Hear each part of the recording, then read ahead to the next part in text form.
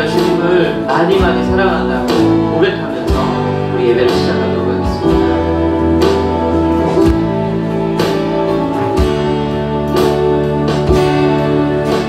나 무엇과도 주님을 바꾸지 않으리.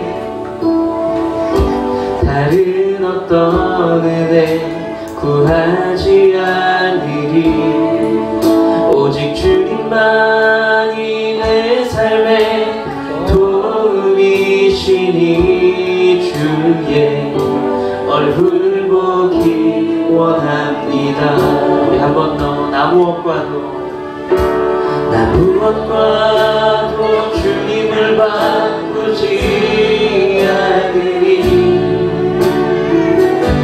다른 어떤 은혜 구하지 않으리.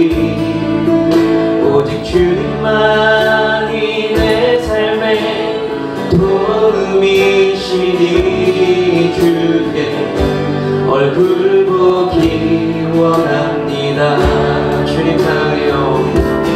주님 사랑해요.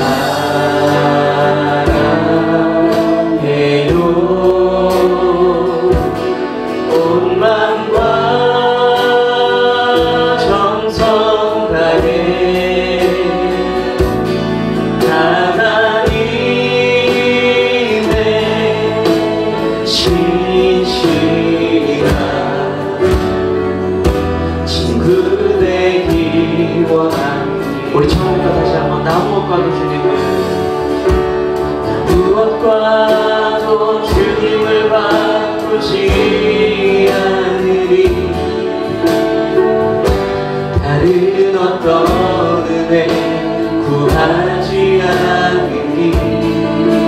오직 주님만이 내 삶의 도움이시니 주의 얼굴 보기 원합니다.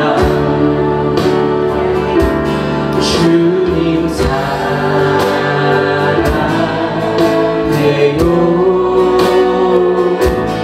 온 맘과 정성 다해 하나님의 신실한 친구 되기 원합니다. 주님 사랑해요. 주님 사랑해요.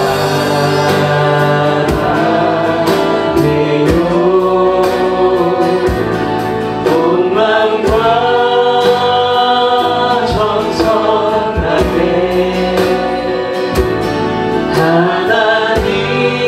하나님의 신실한 친구 되기 원합니다. 우리 한 번 더 마음의 고백을 담아서 주님 사랑해요. 주님 사랑해요.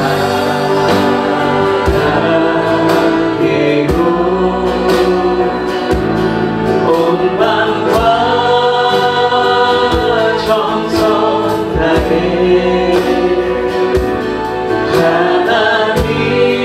하나님의 신실한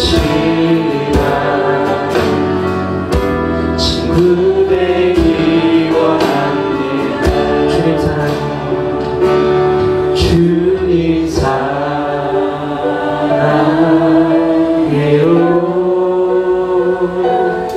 온 맘과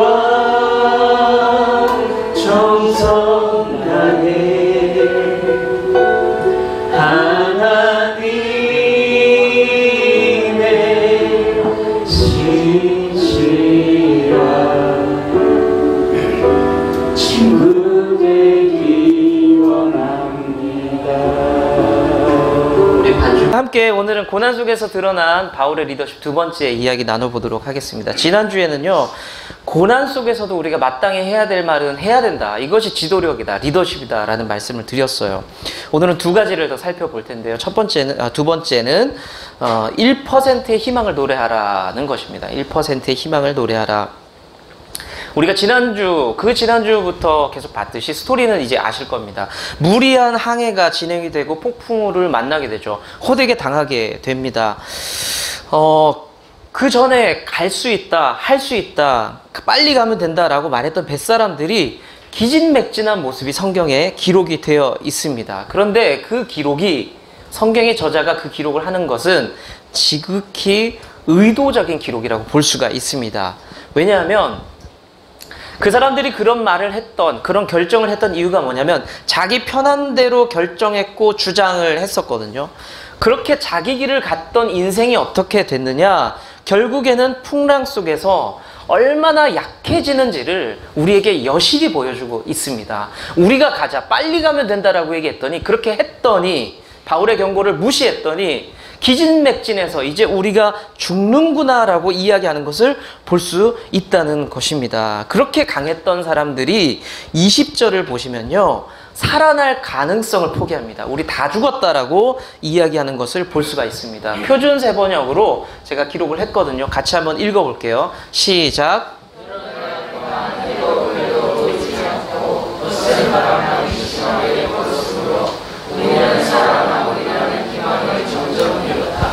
자기 주장, 자기 혈기가 그렇게 강했던 사람들이 이 어려운 파도에 한번 맞고 나니까 다 포기해버려요. 내가 죽을 것 같다 라고 이야기를 합니다.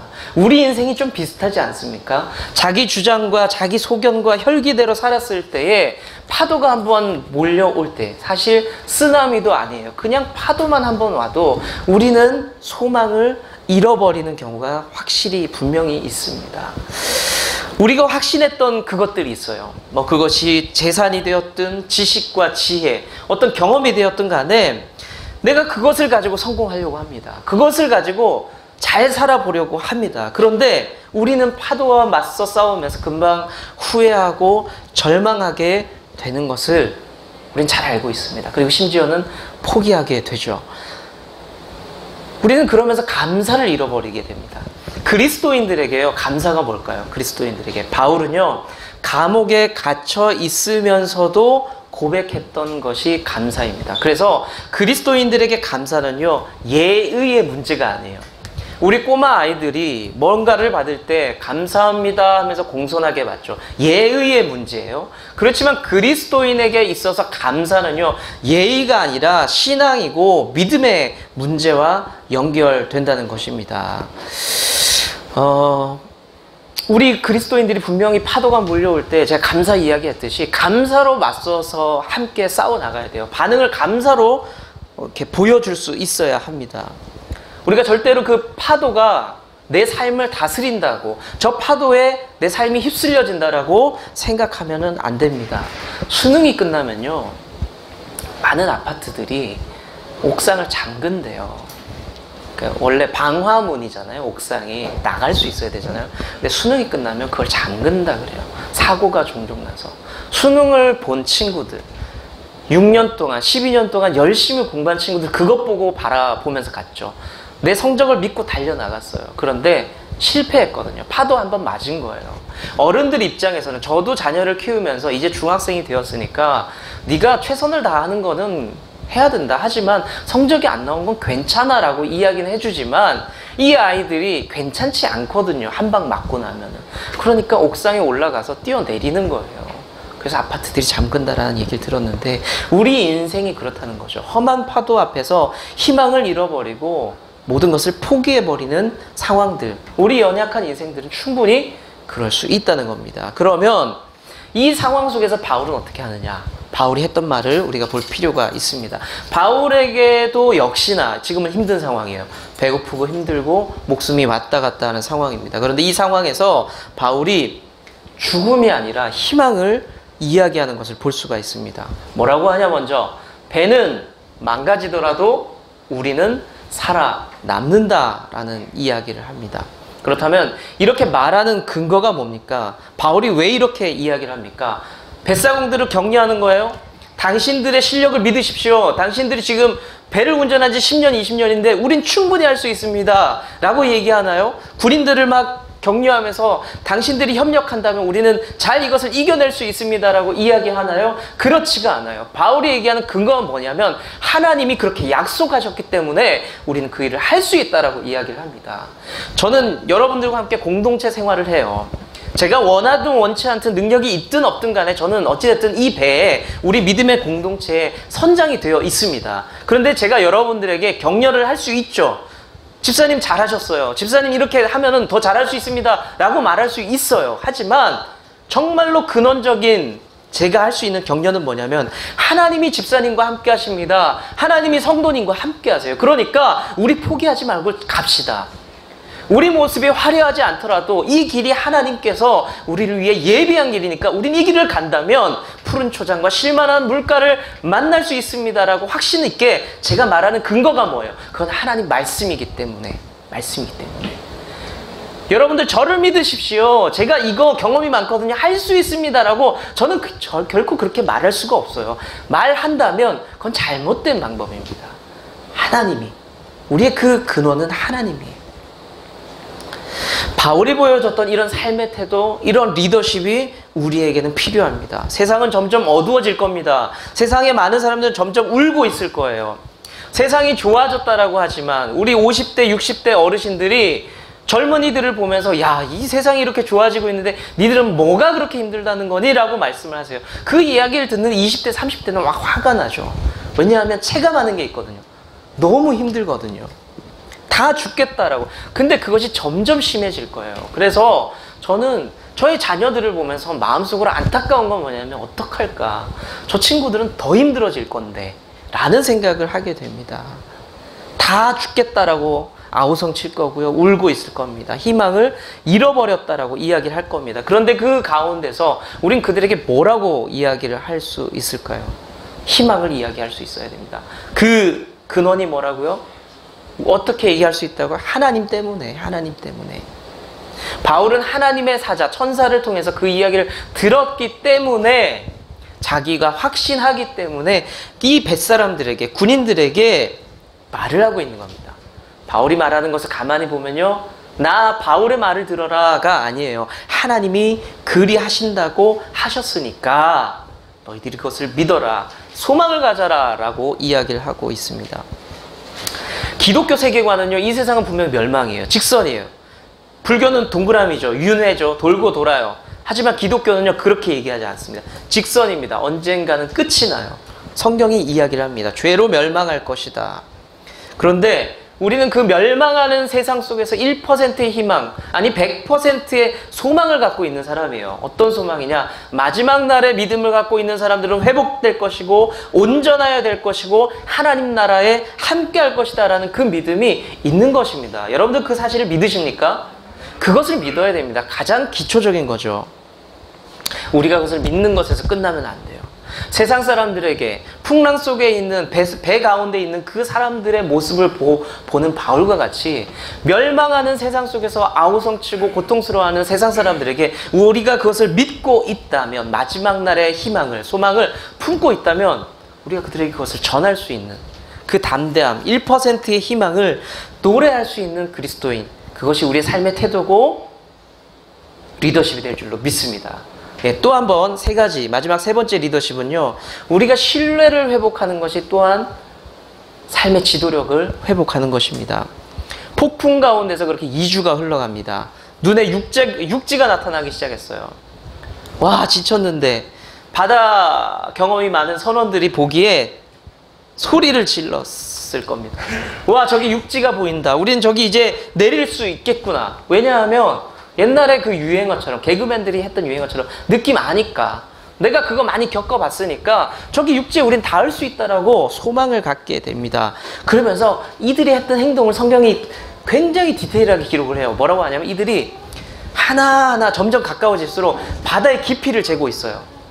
자, 처음에는 추측만 했어요. 우린 저기 가까이 가는 것 같아. 바다의 깊이를 재면서, 이 깊이를 재면서 무슨 생각으로 바뀌었을까요? 확신이 됩니다. 점점점 우리는 얕은 곳으로 이동한다라는 확신이 들죠. 그런데 이 사람들이 아주 나쁜 결정을 합니다. 확신이 생기면서 문제가 생겨요. 육지에 점점 가까워지면서 이 선원들이 무슨 짓을 하냐면, 구명보트가 있었는데 같이 살아야 되잖아요. 구명보트를 조용히 내려요. 왜? 왜 조용히 내려요? 우리만 살겠다고. 선원들만 살겠다고 조용히 구명보트를 내리게 됩니다. 자기들만 도망가려고 그것을 하게 되죠. 제가 이것을 보면서 사실 세월호 사건, 선장이 혼자 도망갔잖아요. 그게 착 오버랩 되더라고. 이 나쁜 사람들. 그런데 이런 눈치를, 낌새를 바울이 채게 됩니다. 그리고 군인들에게 말을 합니다. 여보시오, 쟤네들 도망가는 겁니다. 저거 지금 배 내려서 자기네들 도망가려고 하는 겁니다. 라고 이야기를 하죠. 그랬더니 그 승무원들이, 뱃사람들이 속임수를 써요. 아니야 하면서 뭐 어떻게 속임수를 쓰냐면 30절을 한번 읽어볼게요. 30절. 자, 읽어볼게요. 시작.